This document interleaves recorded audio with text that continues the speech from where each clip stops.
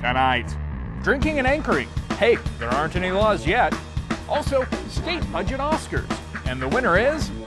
And finally, it's time for the fair. The job fair, that is. So sit down, buckle up, and hang on. This is the Acceleration Report.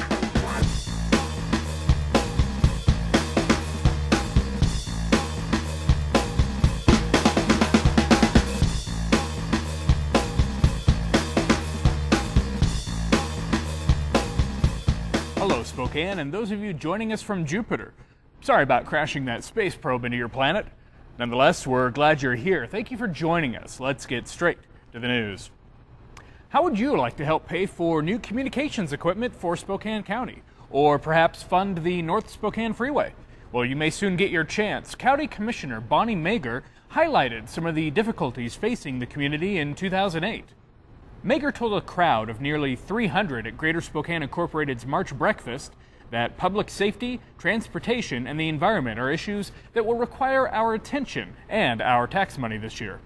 With the challenges facing our transportation systems, from filling our potholes to building North-South Spokane Freeway to planning for trails and alternative transportation choices, we are given the opportunity to follow the advice of Wayne Brokaw when he said in a meeting the other day, Wayne challenged us to work together or to fail separately. Commissioner Mager also called for talks with the city of Spokane to find cheaper, more environmentally friendly ways to handle the region's trash. Apparently, burying it in your neighbor's backyard is not a viable option. Who knew? Sorry, Jamie. Moving on. Jobs, jobs, jobs. Greater Spokane has jobs. In fact, businesses here have so many positions that they can't fill them all. So we're taking our show on the road. Greater Spokane Incorporated will travel with local companies in April to showcase jobs to people in Anaheim, California. The job fair is a chance for our region to shine. Heck, we're even bringing testimonials from people like Steve Salvatore, founder of Spokane Entrepreneurial Center.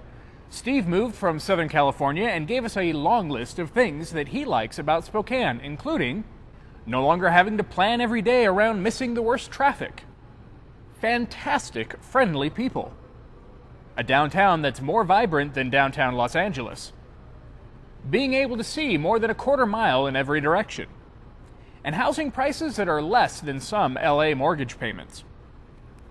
For a list of job opportunities, visit our website, greaterspokane.org. State lawmakers have wrapped up their session for the year, returning millions of tax dollars to the Spokane area. Winners in the budget deal were Mobius Science Center, the Spokane YMCA, the YWCA, Mount Spokane, the Aerospace Museum, and school libraries. However, Washington State University's Veterinary Research Lab got $0, which incidentally is the same amount I'm slated to get in my next big salary increase, but I'm not bitter. This year's state supplemental budget spends $390 million and leaves more than $830 million in savings. You know what they say, a penny saved is a penny earned. Which makes absolutely no sense if you ask me. I mean, hey, I'm an American. I spend it all, buddy, and then I go into debt. Whoever came up with that penny saved, penny earned thing was dumb. Hello and welcome back. Joining me here today is Don Poffenroth, President, owner, founder, custodian of Dry Fly Distilling. Thank you for joining us today. So tell me about Dry Fly Distilling. Be happy to, Jason. We are the first production distillery in the state of Washington since 1918. Located here in Spokane, off of Trenton Hamilton. We have about a 3,000 square foot facility that we manufacture in. We manufacture vodka, gin, and whiskey, all from local raw ingredients. We source our ingredients from a local farm co-ag about 20 miles south of here. So our claim to fame is that we really tie ourselves closely to the farmer and produce the best possible product that we can. We use a great set of equipment that we imported from Germany and have had a lot of fun building this business. We've been in business since September of last year. From a production standpoint, we already have maxed our capacity in our current set of equipment. We are ordering more equipment and adding basically more than doubling our capacity. So it's been an interesting ride so far. It's even going to be more fun, I think, in the future.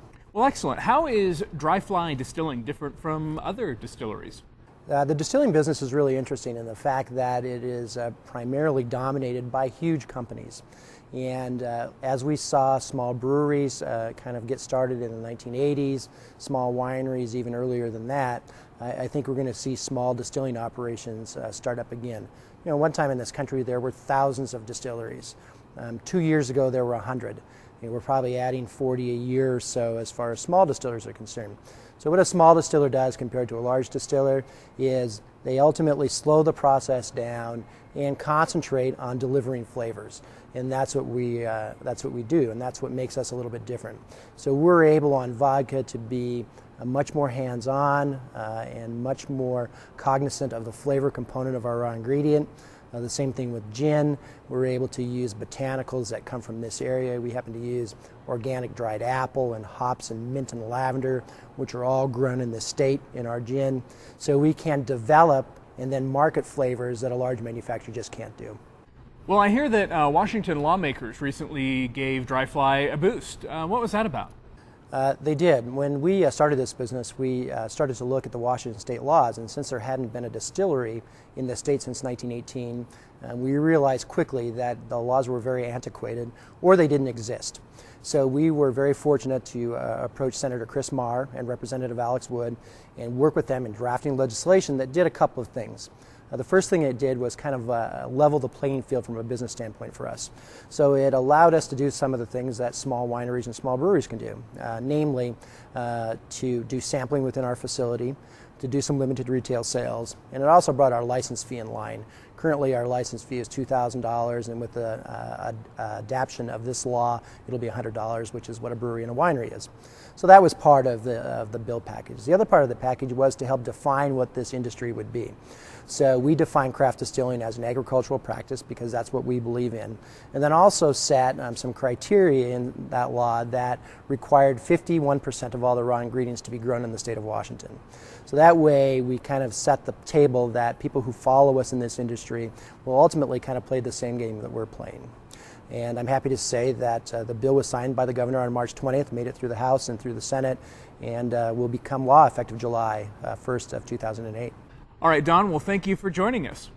Absolutely. Thank you for having us, and please let everyone know that we're more than welcome to have people come down and visit our facility at any time. Thank you for joining us. You can find this video and other great information on our website at www.greaterspokane.org. And remember, a bird in the hand is worth two in the bush. Unless, of course, you're packing a laser scope fully automatic machine gun. Thank you for joining us.